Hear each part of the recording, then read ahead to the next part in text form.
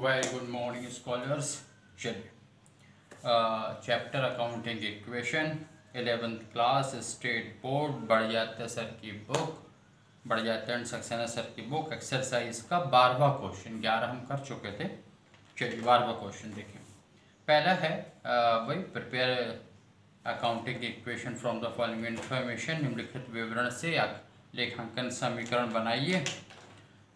व्यापार प्रारंभ किया रोकड़ से 80,000 रुपये से। ठीक है, तो यहाँ पे पहले तो आपका ये कैश का कॉलम बनेगा और यहाँ पर कैपिटल सीपीटी पूंजी का कॉलम बनेगा। ठीक है, फिर उसके बाद में वेतन का भुगतान किया 4,000 रुपये। वेतन है, कैश जाएगी तो कैश का तो हम बना चुके हैं। फिर इसका असर ये व्यय है, तो ये पूंजी में से माइनस होता है, व्यय हानि को माइनस करते हैं, तो दोनों कॉलम बने हुए, उनकी आवश्यकता नहीं अलग से। नेक्स्ट है अक्रूड इंटरेस्ट, उपार्जित ब्याज। उपार्जित या इसको अर्न भी बोलते हैं। ठीक है, तो इसका अर्थ ये है कि हमने अपनी सेवाएं तो दे दी हैं या हमें मिलना चाहिए था लेकिन अभी तक नहीं मिला, या तो आपने सेवाएं दे दी हैं और अभी तक प्राप्त नहीं हुआ वो, या फिर यदि कहीं हमने इन्वेस्टमेंट करके रखा हुआ है, मिलना चाहिए था लेकिन अभी प्राप्त नहीं हुआ लेकिन प्राप्त होगा, ये बनी सी बात है, तो ये हमारी एसेट्स यानी संपत्ति है। तो नेक्स्ट हम कर लेंगे अक्रूड इंटरेस्ट, ACCRUED अक्रूड, ये स्पेलिंग है, या इसे हम EARNED अर्न भी लिख सकते हैं। ठीक है, फिर कमीशन, उपार्जित ब्याज थर्ड हो गया। कमीशन के अग्रिम प्राप्त हुए 8,000 रुपये।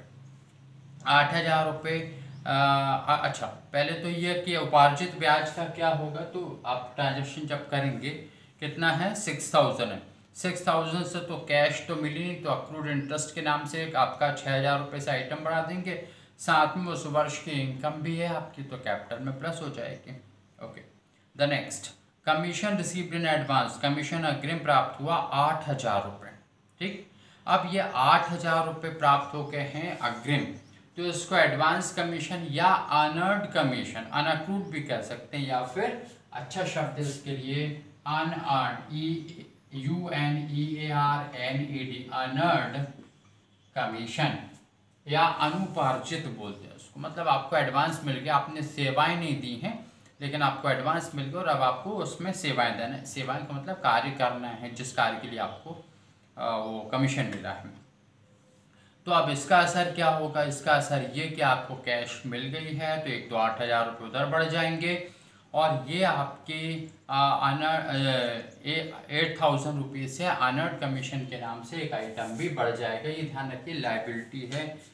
क्योंकि यदि आपने कार्य नहीं किया तो ये वापस करने पड़ सकते हैं, इसलिए वो लायबिलिटी है। चलिए, पहला ट्रांजैक्शन था हमारा बिजनेस स्टार्टेड। ठीक है, ये शॉर्ट में हम लिख दे रहे हैं, आप ऐसा समझदार हैं, आप समझने लगे हैं, और आप चाहे तो पूरा लिख दो बिजनेस स्टार्टेड विद कैश ₹80,000, क्योंकि आपकी कॉपी आ रही है ना, हॉरिजॉन्टल फॉर्म में है 80,000 रुपये से। चलिए, तो ये 80,000 रुपये ये अक्रूड इंटरेस्ट पे कोई फर्क नहीं, अनअर्न्ड पे कोई फर्क नहीं, और कैपिटल बढ़ जाएगी 80,000 से। फिर दूसरा ट्रांजेक्शन, दूसरा है पेड सैलरी, वेतन का भुगतान किया, कितना 4,000 रुपये। चलिए, तो ये 4,000 इससे माइनस होंगे, इस पर कोई फर्क नहीं, यहाँ कोई फर्क नहीं, और ये 4,000 रुपये यहाँ माइनस होंगे। ठीक है, जब दो ट्रांजेक्शन हो जाते हैं, पहले दो ट्रांजेक्शन, तो ये बनता है हमारा न्यू इक्वेशन, और उसके बाद हर एक ट्रांजेक्शन के बाद में न्यू इक्वेशन बन जाता है। तो ये हो गया न्यू इक्वेशन। 80 में से 4 अलग कर दो तो ये 76 है, ये 0 है, ये 0 है और ये 76 है, और एसेट्स लायबिलिटी बोथ साइड का टोटल इक्विवेलेंट होना चाहिए। चलिए, फिर थर्ड है आपके पास में अक्रूड का interest, not commission, accrued interest कितने रुपए हैं, ये अक्रूड कमीशन इंटरेस्ट 6,000। ठीक है, यहाँ पर 6,000, तो ये अक्रूड के नाम से 6,000 यहाँ बढ़ गए, अनअर्न्ड तो बढ़ेंगे नहीं, ये 6,000 रुपये आपकी कैपिटल में ऐड हो जाएगा। क्यों होगा ऐड? वो इसलिए क्योंकि आपकी ये इनकम है। इनकम प्रॉफिट को पूंजी में बढ़ाते हैं, भले प्राप्त ना हुई हो लेकिन प्राप्त होके रहेगी। ठीक है, चलिए तो ये आपके आ गए 76,000, यहाँ पे ये है 6,000, इस पे कोई फर्क नहीं पड़ रहा, और ये दोनों मिलके हो गए आपके 82,000। आ रहा समझ में? तो 82 बोथ साइड का हो गया। फिर फोर्थ इक्वेशन है आपकी, ये equation not equation, transaction, commission received in advance, तो आप लिख लो एडवांस कमीशन। ठीक है, ट्रांजैक्शन आप पूरा उतार देंगे। वैसे कितना है? 8,000। अच्छा, अब ये 8,000 को आपको मिल गया है ना? ठीक है, चलिए तो ये 8,000 रुपये ये आपके कमीशन के, अक्रूड पे कोई फर्क नहीं पड़ा। 8,000 रुपये अनअर्न्ड कमीशन के नाम से, और ये इस पे कोई फर्क नहीं पड़ा, तो ये 0 रहेगा। आ रहा है समझ में? ठीक है, वैसे इतने सारे क्वेश्चन हो गए, अब आपको समझ में आने लगा आपका। ठीक है, चलिए, और फिर उसके बाद में आ गया न्यू इक्वेशन। ये जो लास्ट एंड फाइनल इक्वेशन आता है ना, इसी से बैलेंस शीट बनती है। एसेट साइड का आइटम एसेट्स में, लायबिलिटीज का आइटम लायबिलिटीज में। तो 76 और 8 कर दो तो ये हो गया 84। ठीक है, 84,000। ये 6,000 अपनी जगह है 0 प्लस करने के बाद में। ये हो गया 8,000, तो ये 90 हो रहा है, ये भी 90 होना चाहिए। ठीक है, हो रहा है ना? 8 + 82 ये हो गया 90,000 रुपये। तो इस तरह से बोथ साइड का टोटल आ रहा है 84 + 6 90, 8 + 82 90। न्यू इक्वेशन बैलेंस शीट जब आप बनाओगे ना, देखो छोटा सा बना के बता देता आपको, वैसा अब तक तो आप जानते हैं। इसके बाद आपने जैसे बैलेंस शीट बनाई, तो जितने एसेट्स हैं वो यहाँ लिख लेंगे, लायबिलिटीज यहाँ, फिर बोथ साइड का टोटल इक्वल करेंगे।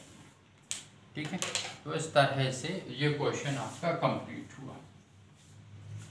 फिर उसके बाद में टिक कर दें जरा कि 12th क्वेश्चन आपका कंप्लीट होता। फिर 12th के बाद में 13th देखो, 13वां क्वेश्चन देखें आप, इसको ओरली बता देते हैं आपको। ठीक है, 50,000 रुपये की कैश, 20,000 रुपये के गुड से व्यापार प्रारंभ किया, तो ठीक है भैया। यहाँ 50,000 रुपये से कैश बढ़ जाएगी, 20,000 रुपये से स्टॉक बढ़ जाएगा, और 70,000 रुपये से कैपिटल बढ़ जाएगी। ठीक, इतना आप करेंगे। उधार माल खरीदा 10,000 रुपये का, 10,000 रुपये का आपने उधार खरीदा, तो क्या बढ़ जाएंगे आपके, यहाँ पर उधार खरीदने से आपके लेनदार बढ़ गए, तो इधर इसमें आपके एक लेनदार का क्रेडिटर का कॉलम बनेगा, तो 10,000 से वहाँ बढ़ा दोगे। और उधार खरीदा है तो खरीदा है, भले नकद है, उधार स्टॉक माल तो आया ना, तो स्टॉक बढ़ेगा, तो स्टॉक में 10,000 बढ़ जाएंगे, तो 10,000 से स्टॉक बढ़ेगा, 10,000 से लेनदार बढ़ेंगे।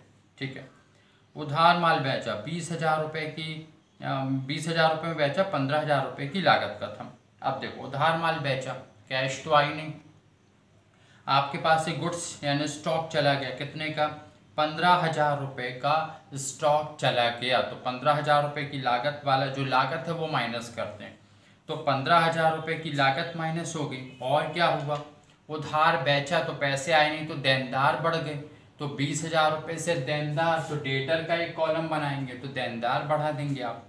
और क्या हुआ, दोनों का अंतर 5,000 रुपये, पॉजिटिव डिफरेंस है ना, 15 का गुड्स आपने 20 में बेचा, तो 5,000 रुपये आपको प्रॉफिट हो रहा, तो वो कैपिटल में बढ़ जाएगी, तो कैपिटल में प्लस कर दो कि 5,000। ठीक है, चलिए फिर नेक्स्ट है किराया उपार्जित है। उपार्जित है ना भाई, जैसे इंटरेस्ट था, तो ये अक्रूड रेंट के नाम से आप बढ़ा दोगे, एक आइटम बनाओगे 1,000 रुपये से, तो अक्रूड रेंट ये बनेगा 1,000 रुपये। और क्या होगा, ये किराया उपार्जित है, तो ये आपका इनकम है भाई, मिलना है बाकी आपको, तो कैपिटल में प्लस होगी, ये ध्यान रखें आप।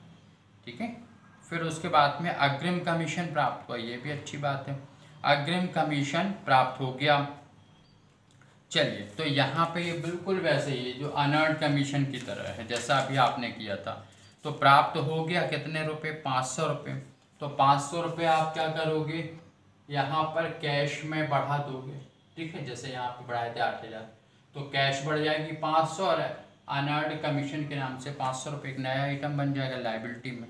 फिर क्या हुआ, फाइनली एक और है, फर्नीचर क्रय किया, कितने का, 800 रुपये का।